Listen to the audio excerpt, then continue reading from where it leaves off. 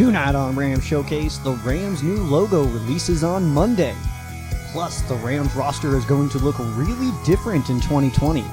But is that a bad thing? And later, we are keeping up with the madness. Who is going where? We answer those questions and more on the quarantine edition of Rams Showcase. Welcome to Rams Showcase on Sports War Radio. What is going on, Rams fans? Welcome back to another edition of Rams Showcase right here on Sports War Radio. We are in the quarantine edition of Rams Showcase. We are all spending a lot of time at home, I'm sure. I don't know how long I'm going to be with you guys tonight, but I'm assuming it's going to be a decent amount of time. We got some good stuff to talk about. Finally, some good amount of Rams news coming in. So we got a lot to talk about, and a very emotional stuff to talk about, it seems like. We have some Rams fans are going a little bit nuts right now on the team, but we're going to do our best, all right? We're going to do our best to rationalize this and also to get you guys feeling pretty good about what's happening in the future for this team right now. And I got to say, I'm kind of excited. I think that this is still going to be a good thing. We're headed in the right direction, I think. Last year was not as fun for all of us, you know, but we're getting there. So, like I said, this is the quarantine edition of Rams Showcase.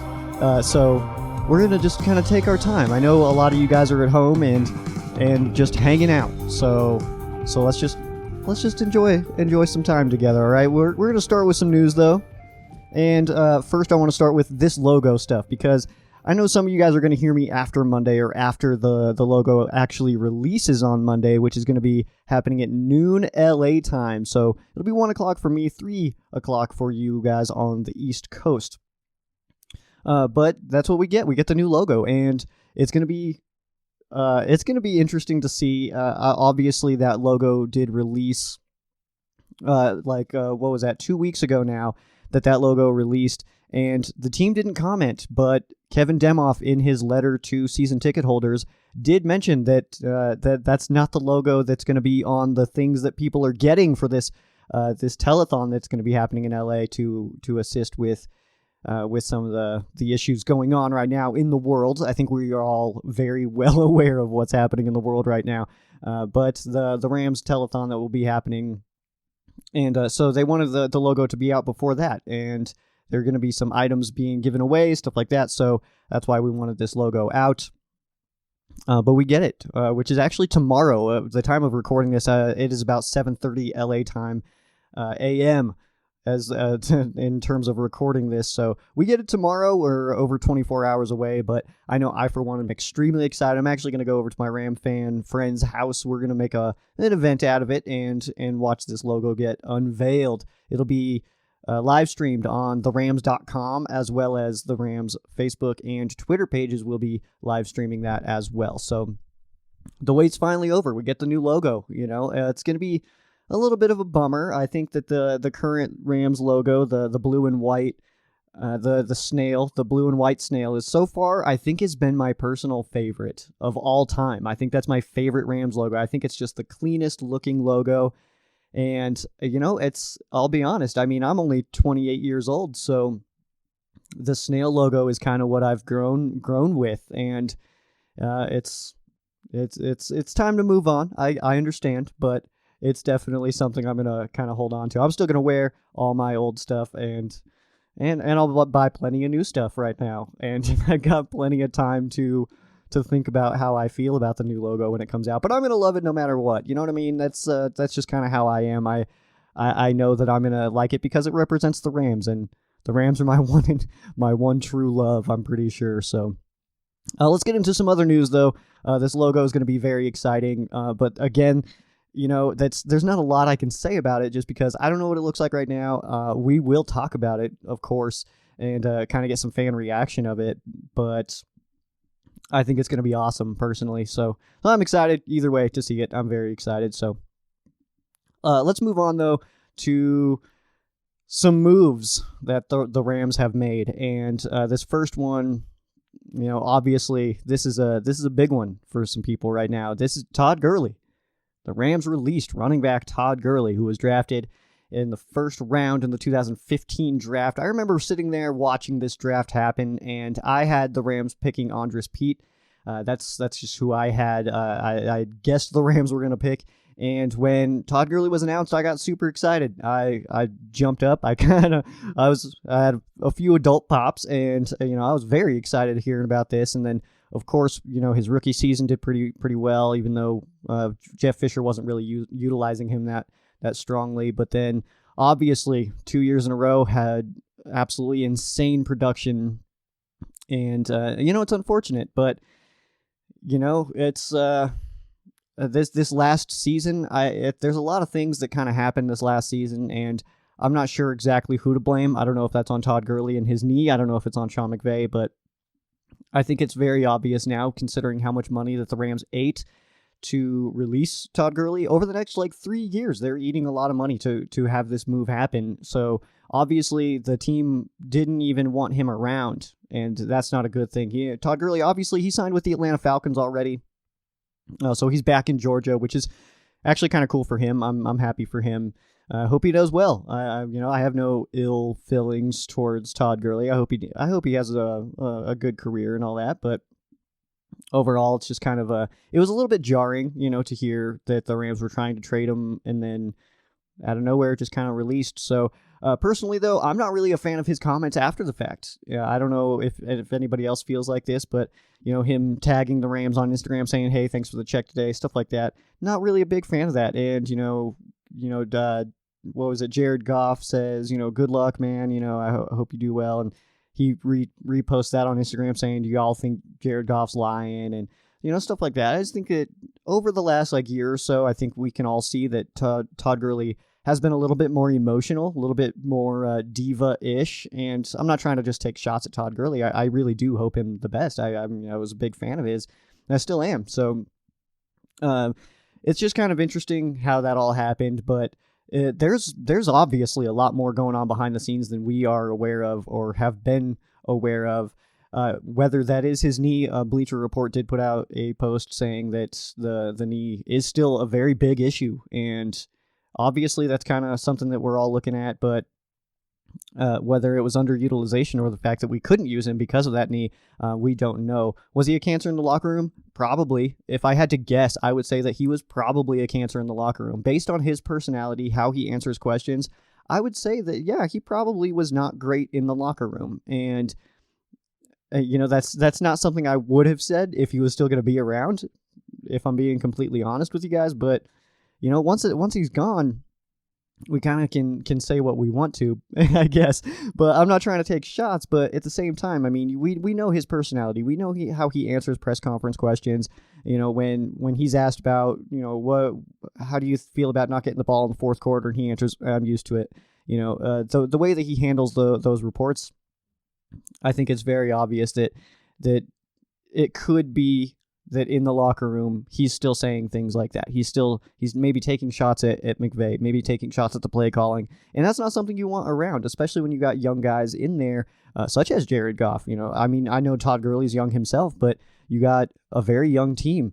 Brandon Cooks I know he's being talked about in different ways right now, but he's very young. Jared Goff's very young. Darrell Henderson's very young. We have a very young team, and a star like Todd Gurley, and if he is, in the locker room taking shots, that those guys are impressionable, and you don't want one of your big names or your face of the franchise talking bad about your team. That's not gonna go well, and it's going to leak into other things, and nobody obviously wants to see that. So Todd Gurley gone, and not forgotten, I guess you can add to that. But who's going to start at running back now for the Rams? That's a great question, a question that I've been asked a lot. Right now on the roster, the Rams do have Darrell Henderson and Malcolm Brown. Malcolm Brown obviously is somebody that I've talked about over the last few years of being a guy who could start in this league, who is a starter in the NFL, and I was always kind of waiting to see him leave and become a starter somewhere else.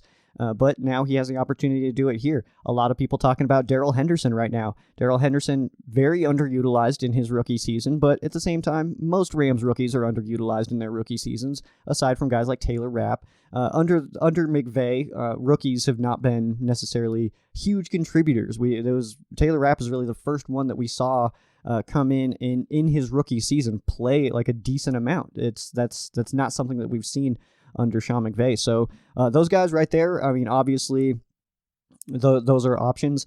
John Kelly as well, who was I correctly predicted that he would get cut last year, and he's still around, but we'll kind of see how his future progresses. I'm not sure if there's something else going on there, because I think John Kelly's actually pretty talented, and so is Darrell Henderson. Really, I mean, I think the Rams are overall sitting pretty good at the running back position. Free agency is obviously still an option. We're in that period right now, and we got the draft coming up next month. I don't know how exactly that's going to go down.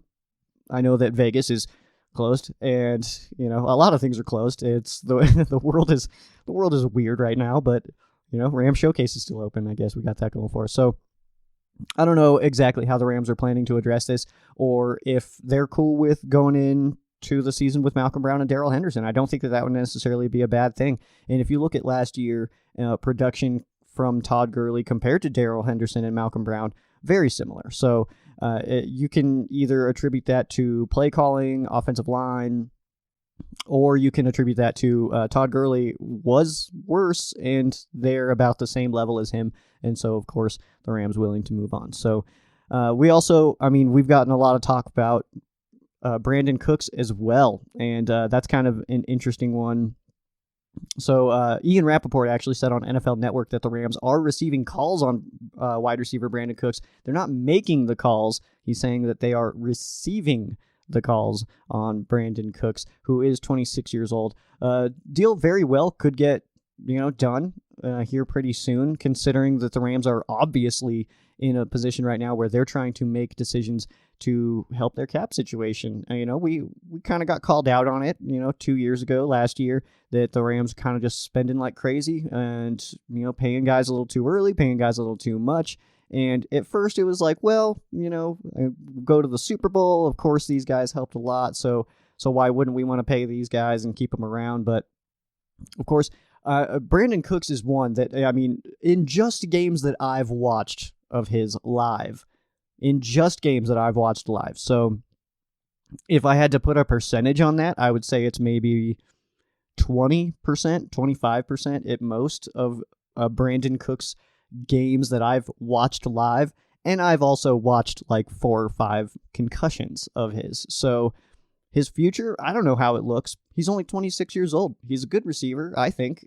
He's got speed, obviously. He's a decent route runner, and he's definitely super competitive, and that's something I like in a player. But at the same time, like I said, I've watched him get like 4 or 5 concussions just on the games that I've watched. Who knows how many more there have been?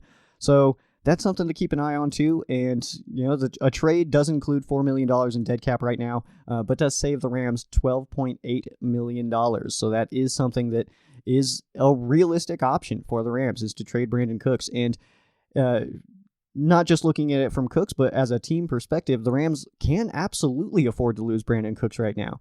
The Rams 100% could lose Brandon Cooks and be okay in the wide receiver room. Right now there's still Robert Woods, Cooper Kupp, Josh Reynolds. Those guys right there, that's top 3. I see no issues with those, with that trio being the wide receivers for the Rams. I think Josh Reynolds has been super underutilized, and maybe that's my own bias of being a Texas A&M fan, but I think he's a very good player. I think he's big body, and that's not kind of something that the Rams haven't necessarily had. Cooper Kupp's not necessarily that big, very, very good player, but not a huge guy, not the jump ball guy. He's more of a catch the ball, yards after catch kind of dude. Same with Robert Woods and Brandon Cooks. So I think Josh Reynolds actually kind of fits in a little bit nice, and you put him on the outside, maybe Cooper Kupp back on inside, and then I think that the Rams have a really strong receiving core. So Rams also released linebacker Clay Matthews. I didn't necessarily expect this move, and I was a little bit, I guess I was looking at the roster and not seeing this move happen, and I kind of figured it was like, okay, well, Leonard Floyd and Clay Matthews, I guess that's a good, tandem. And then just out of nowhere, we get Todd Gurley released, followed by Clay Matthews, like immediately. So Clay Matthews did get released. I'm guessing that the Rams are either have their eyes on somebody else as a starter, or they're looking at guys like maybe Obaniah Okoronkwo, who out of OU, who is kind of looking pretty good last year. Obviously limited sample size, but he's looking pretty good. And Samson Ebukam, who's been a starter for the Rams before. So we'll see what kind of path that the Rams want to take with that. as far as that outside linebacker position goes. Clay Matthews, though, played really well up until his injury, which is, I guess, that's a comment that people make a lot about Clay Matthews last year and with the Rams, but he broke his jaw. And I realize that that's a tough injury, but it's not like a knee, it's not an ankle.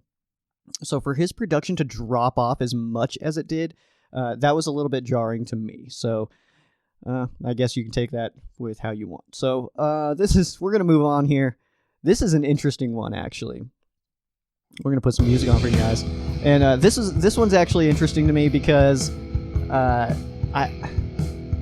guess it's still a little bit of nostalgia coming in. And it's kind of just making me sad. So right now, on the active roster, the Rams' 100% current roster, people who are under contract for the LA Rams, there is only 4 players remaining who also played for the St. Louis Rams. There is potential for 6 players to still be on the roster in 2020. But right now we have Aaron Donald, who I expect to be the last one standing of the St. Louis Ram players. We have right tackle Rob Havenstein, long snapper Jake McQuaid, and punter Johnny Hecker.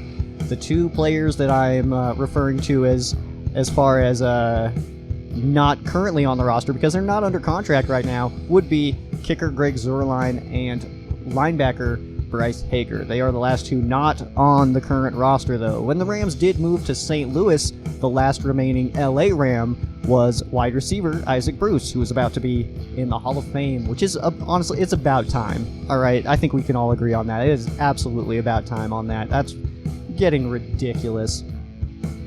So yeah, only 4 St. Louis Rams remain at this current time. Todd Gurley was one of them.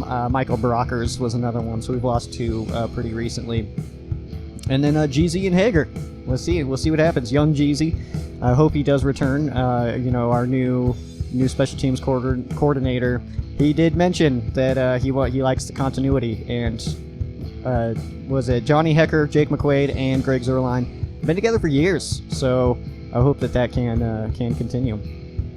Other quick note for you guys, construction on SoFi Stadium is not being affected by the California stay-at-home order, so construction will continue. We are still expected to open up in July, which the first event at SoFi Stadium is a Taylor Swift show, and I don't know exactly how I feel about that, but I know it's not awesome, so I wish it was something cooler than a Taylor Swift show, but I guess, we gotta do what you gotta do. Let's see here. Some Rams on the move, and this is just to kind of recap for you guys to let you guys know who's gone, who's staying around, some newbies, all that stuff. So Rams on the move, former Rams with new homes, or potential new homes, soon to be new homes. So we got defensive lineman Michael Brockers, who was on the St. Louis Rams. He is now a Baltimore Raven. Linebacker Corey Littleton, who I think is one of the biggest losses for the Rams this offseason. I think this is going to be something that we actually talk about into the next season. I think we're going to be talking about Corey Littleton and how we're missing him. Honestly, I really do. But he is now on his way to Las Vegas to play as a Raider. Nickel Roby-Coleman, the Rams did not pick up his option. He is still a free agent, so we'll see where he lands. Dante Fowler, linebacker, he is now an Atlanta Falcon, along with former Rams running back Todd Gurley. Let's see, wide receiver and kick returner JoJo Natson has become a Cleveland Brown. So the Rams will be looking for a kick returner this upcoming season. Marquis Christian, who stepped in a decent amount last year after John Johnson went down with injury. He is now a New York Jet. He was the one that he took over that number 26 Mark Barron number, who happens to be a free agent again, by the way. And I know that some of you guys are thinking that I'm crazy for wanting him back. But you know what? We just lost Littleton, so I think that having Mark Barron back as our green top would be, I think that'd be nice and crispy myself. And wide receiver Mike Thomas now is a Cincinnati Bengal. So he's gone. This one, that's like the one I'm the least sad about. I'll be completely honest with you guys. I've been really hard on Mike Thomas, and now that he's gone, it's going to get worse probably. I'm not going to talk about him that much, I'm sure, but Mike Thomas wasn't a fan. Was not a fan. I thought he had bricks for hands. Poor route runner. Wasn't good. Returns. I'm not sad to see him go. That's what I can say about that one. Staying put, some 2019 Rams who are here to stay for at least one more season. Tight end Johnny Munt is back. Munt, absolutely. I mean, this is not the sexiest signing, but at the same time, Johnny Munt, best blocking tight end the Rams have on their roster. Behind Tyler Higbee and Gerald Everett, but he is the best blocker. Has decent hands, better than guys like Tamarick Hemingway, but definitely more of a blocking tight end. Offensive lineman Coleman Shelton provides some much-needed depth on that offensive line. Austin Blythe, who played really well at the center position after Brian Allen got hurt last year, is returning. And left tackle Andrew Whitworth on a 3-year deal. 3-year deal. This would put Andrew Whitworth into his 40s if he played through his entire deal. And I was a little bit surprised to see 3 years. He's not going to make it 3 years, guys. I feel extremely confident in that. This deal, the 3-year deal, feels more like it was a favor, more like a severance package kind of deal to Andrew Whitworth, more so than we wanted to keep him around because he helps our football team. I think that money could have been used on Corey Littleton or Dante Fowler, and I think that would have helped the Rams football team a little bit more. But you know what? It happens, I guess. It's very similar feel to when the Rams extended Jeff Fisher just to fire him a week later. Feels like a severance package to me. Some newbies, brand new Rams. Edge rusher Leonard Floyd, formerly of the Chicago Bears, signs a 1-year, $10 million deal with the LA Rams to kind of replace what seems like Dante Fowler and Clay Matthews, as both edge rushers of the Rams last year. The 2019 Rams are no longer Rams. And Michael Brocker's replacement looks to be defensive lineman A'Shawn Robinson, formerly of the Detroit Lions. He comes to the Rams on a 2-year, $17 million deal. And some 2019 Rams who are still free agents. We had already mentioned Nickel Roby-Coleman. He is still a free agent, so we'll see where he lands. Clay Matthews is still a free agent, but that's still pretty new, so it's not necessarily a surprise that he hasn't been picked up. I've heard a lot from Baltimore Ravens fans, actually. They're the ones wanting Clay Matthews. Greg Zuerlein is currently a free agent. Blake Bortles, former backup of the Los Angeles Rams. Bryce Hager, Morgan Fox, Dante Dion, Josh Caraway, and Kyle Murphy are all still looking for jobs right now. As a lot of people are, actually. A lot of people in the world right now are not working, and so a lot of people looking for work. We're going to get into some fan quesos. This is something I wanted to bring back, and I'm still not super pleased about how fan quesos are coming in because I do feel it's just limited. I feel like it's very limited to who is reaching out. So we're still mainly right now we're doing this because we're on the quarantine edition.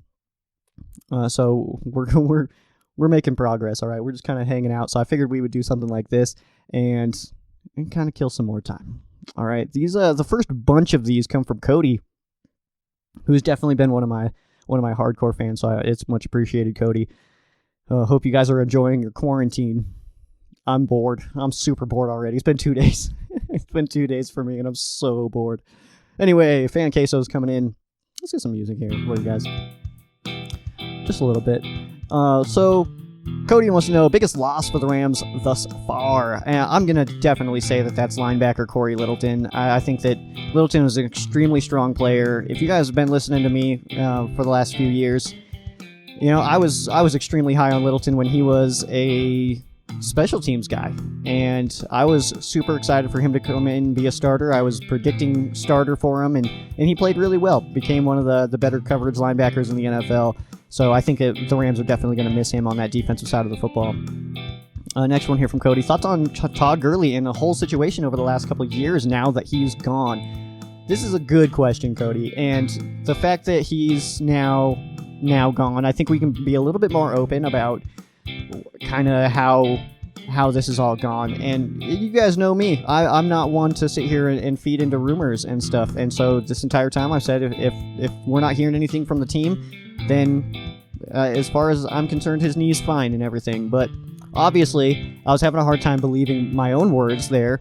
And now it becomes extremely clear because of the amount of money that the Rams ate to release him. I think it's extremely clear that there's a lot more going on behind the scenes than we are aware of, whether that be his knee or the fact that he was not good in the locker room. So there's more to it. And if the Rams were absolutely just willing to eat that money instead of having him in just to be around, then and maybe help on like third down and goal line situations. They didn't think that, they thought that eating that money was better than having him around for a couple more years. So that's not good. That's not a good sign at all. So that's kind of how I feel about it. Was Todd Gurley turning into a locker room cancer? That I don't know. I wasn't in the locker room, and I doubt that a lot of these players are going to say that he was.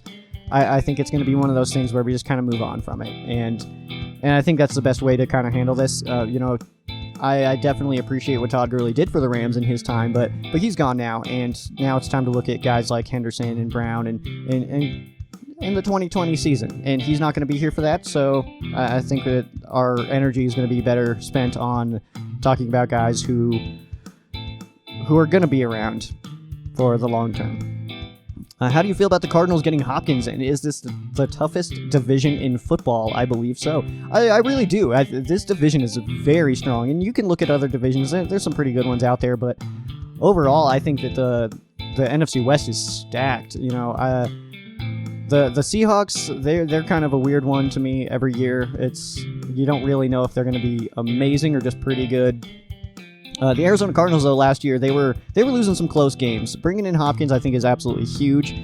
They lost David Johnson, which is not a big loss. So, I think they're definitely, the Cardinals are better than people think right now. And I don't know how much better they're going to be than last year, but they were losing close games. And, we've seen how losing close games and winning close games, how big of a difference that can make. 2 years ago, the Chargers winning those close games. Last year, they're losing those close games, and it's a very big difference in the outcome of the season, obviously.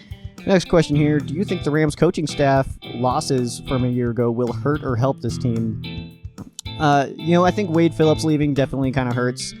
I think the addition of having an offensive coordinator, though, helps. So, it's kind of back and forth. John Fossil, I think, was getting a little bit... His coaching and the fakes and all that stuff, I think, was getting a little bit stale, and it became a little bit obvious what he was trying to do in certain situations. So that I'm not too upset about. Honestly, I like Bones. I think great guy, but overall, I think we're gonna be okay if that answers your question. Let's see here. You think Big Wit actually has 3 years left in him? No, I do not. I think that he's got maybe one, at most two, but I would say he's got one. I say 2020 is going to be his last year. Next one. I feel like a big trade or signing is coming. Any Joe Stradamus predictions? No, I don't have any, because the Les Snead and Sean McVay era has shown me that I'm terrible at making these predictions, so I'm just going to go ahead and pass on that. I have no idea what the Rams are going to do. I wanted Darius Slay real bad. That didn't happen. He is now a Philadelphia Eagle. Wear a number 24 to honor Kobe, by the way. But no, I have no Joe Stradamus predictions for you guys on that one. And what's your biggest Rams free agent loss that I absolutely hated of all time? It would have to be Torrey Holt, Isaac Bruce, or Steven Jackson. Those were that's more my era, I guess. Obviously only being 28 years old now, I was basically watching the Rams through the 2000s, 2010s, and stuff like that. So yeah, the Steven Jackson one hurt. Man, I didn't like that one at all.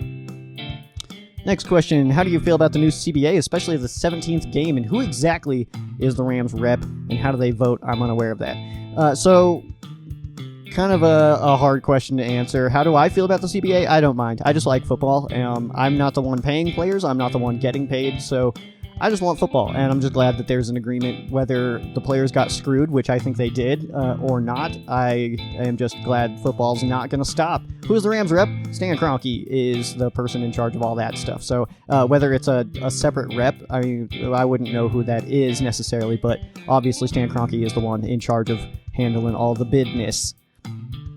And how do they vote? Well, the players voted, and all due-paying members of the NFLPA got to vote, and unfortunately the vote was extremely close, and there was 500 players who did not vote at all. So players got screwed, but they did it to themselves, honestly.